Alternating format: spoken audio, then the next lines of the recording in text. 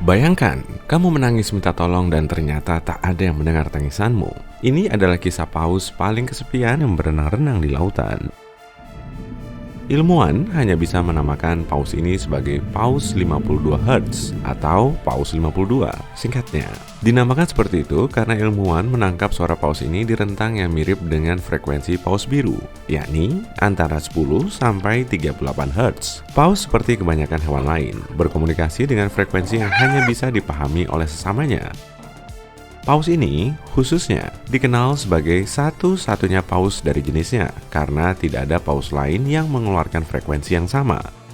Paus ini hampir mirip hantu karena tak ada yang pernah melihatnya secara langsung ataupun melalui rekaman. Kita cuma punya rekaman hidrofonnya. Raksasa laut ini sudah berenang-renang selama berpuluh-puluh tahun dan pertama kali didengar di akhir tahun 1980-an. Hingga tahun 2010, ilmuwan menangkap tangisan paus ini tiap tahun dari bulan Agustus hingga Desember. Antara bulan Januari dan Februari, paus ini tidak terdeteksi. Ilmuwan masih memikirkan paus jenis apa ini. Ini mungkin paus biru hibrida, sementara yang lain mengatakan ini adalah paus biru tapi dengan kondisi tertentu. Ada yang bilang pendengaran paus ini mungkin terganggu, atau bahkan tidak bisa mendengar sama sekali. Tapi fakta bahwa paus ini sudah ada sejak lama berarti mungkin paus ini sehat. Kita tahu tempat tinggal paus ini ada di daerah Samudra Pasifik Utara, tapi ilmuwan belum melihatnya lagi selama 30 tahun terakhir. Selama ini, kita hanya mengumpulkan rekaman vokal di sekitar jalur yang dilaluinya, dan dia menanti jawaban dari paus lain. Manusia menemukan frekuensi suara paus secara tak sengaja. Pejabat Amerika Serikat mengerahkan sejumlah hidrofon di seluruh dasar lautan untuk mendengarkan suara kapal selam lain. Hal ini terbukti berhasil, tapi juga sekaligus menangkap berbagai frekuensi suara dari kedalaman laut. Suara-suara monster, mereka menggambarkannya seperti suara gemuruh. Selama ini, makhluk legenda diperkirakan berkeliaran di lautan dalam yang gelap. Kraken, Leviathan, dan monster-monster laut lain yang seram. Mungkin awak kapal selam awalnya mengira mereka mendengarkan suara salah satu makhluk tadi, tapi kemudian frekuensinya diidentifikasi sebagai suara paus biru dan paus sirip. Menjelang akhir 1980-an, peneliti dan ilmuwan diberikan akses untuk menggunakan jaringan hidrofon, khususnya untuk paus. Para ilmuwan menyadari bahwa mereka bisa menangkap frekuensi dari hampir semua paus dan yang 52 Hz inilah yang paling menonjol. Ada banyak desas-desus seputar paus ini, sampai-sampai orang-orang memutuskan untuk membuat dokumenter tentangnya. Orang-orang selalu penasaran, apakah paus ini akan menemukan sosok spesial yang selama ini dinanti-nantinya. Burung albatros adalah salah satu hewan tercepat di dunia yang bisa terbang jauh dengan mudah. Tapi seekor burung yang bernama Albert ini gagal menemukan cintanya dengan cepat. 50 tahun terakhir, ilmuwan yakin Albert sudah terbang mengelilingi Skotlandia mencari pasangan. Sedihnya, pasangan potensialnya tidak ada dalam jarak 13.000 km di ujung dunia. Habitat alaminya bukanlah di pantai Skotlandia. Jadi, kenapa dia bisa terdampar di sini? Sebagian orang yakin bahwa Albert terjebak badai dan terbawa angin dari Khatulistiwa ke Atlantik Selatan pada tahun 1960-an. Sejak saat itu, Albert terjebak di sana, tak bisa kemana-mana. Burung ini tentunya bisa terbang, tapi tidak sejauh itu. Dia butuh bantuan angin yang tepat untuk bisa pulang. Albert sudah berpuluh-puluh tahun mencari pasangan. Tadinya, dia menemukan sarang di bebatuan terpencil di antara Shetland Isles dan Outer Hebrides. Tapi sekarang dia tinggal di tebing Bampton.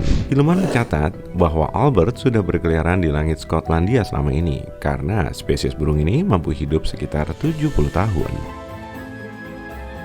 Tapi tidak semua burung bisa cocok. Albert sudah berusaha berteman dengan burung-burung lain di sekitar sana, tapi tidak berhasil. Burung albatros adalah burung asli Kepulauan Falkland yang terletak jauh dari Skotlandia. Albert kemungkinan tidak akan pulang.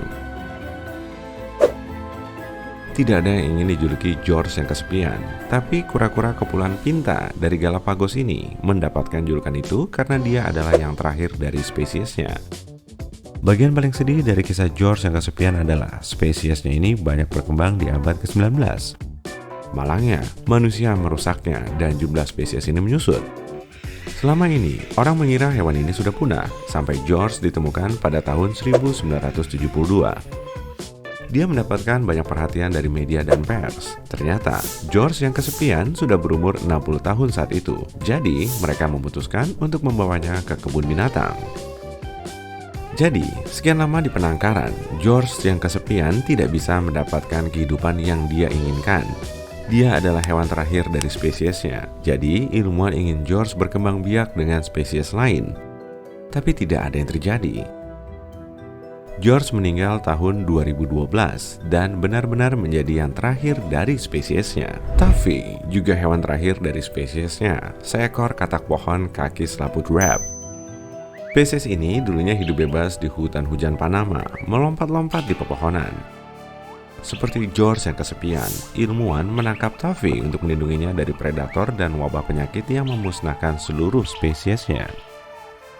Katak ini dibawa ke kebun raya Atlanta dengan kontainer abu-abu. Dia meninggal pada tahun 2016. Sedihnya, Tuffy tidak lagi mencari pasangan sejak ditempatkan di penangkaran. Entah dia tahu kalau dia tinggal sendiri atau karena dia di dalam kurungan. Dia juga tidak pernah merespon rekaman suara katak betina sejenisnya. Mungkin dia juga tahu kalau itu palsu. Dia bertahan cukup lama dan menjadi legenda di kalangan penggemar katak. Pada awal tahun 1987, hanya ada 3 ekor burung Macau Spix yang hidup di alam liar dan di akhir tahun yang sama, 2 ekornya gugur. Di Brazil, Macau Spix terbang bebas di pekatnya hutan Amazon. Burung ini hidup di hutan-hutan tropis kering dan berteduh di pepohonan berlubang yang tumbuh di sepanjang anak sungai. Makanan utamanya adalah biji-bijian dan kacang-kacangan, tapi jumlahnya mulai menurun sampai akhirnya tidak kelihatan lagi. Tahun 1995, sekelompok ilmuwan memulai perjalanan untuk menyelamatkan burung paling langka ini pada saat itu. Tugas ini tidak begitu menantang, karena warna biru keabu-abuan burung ini begitu mencolok, dan kita bisa melihatnya dari jarak yang jauh. Selama ini, hanya ada 1 burung ini yang hidup di dunia di dekat kota kecil timur laut Brazil. Burung ini pertama kali dilihat oleh seorang naturalis Jerman, Johann Baptist von Spix, di tahun 1819. Dan dari dialah nama burung ini diambil. Tidak ada catatan berapa jumlah burung Macau Spix selama ini, tapi saat itu dia mengatakan bahwa burung ini sangat langka.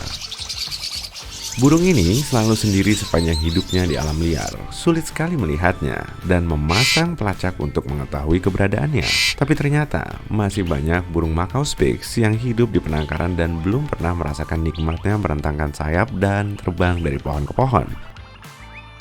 Setelah pengembang biakan yang sukses, ilmuwan kini melepaskan 47 burung ini ke alam bebas. Jumlah ini dinilai cukup untuk spesies itu bisa berkembang lagi.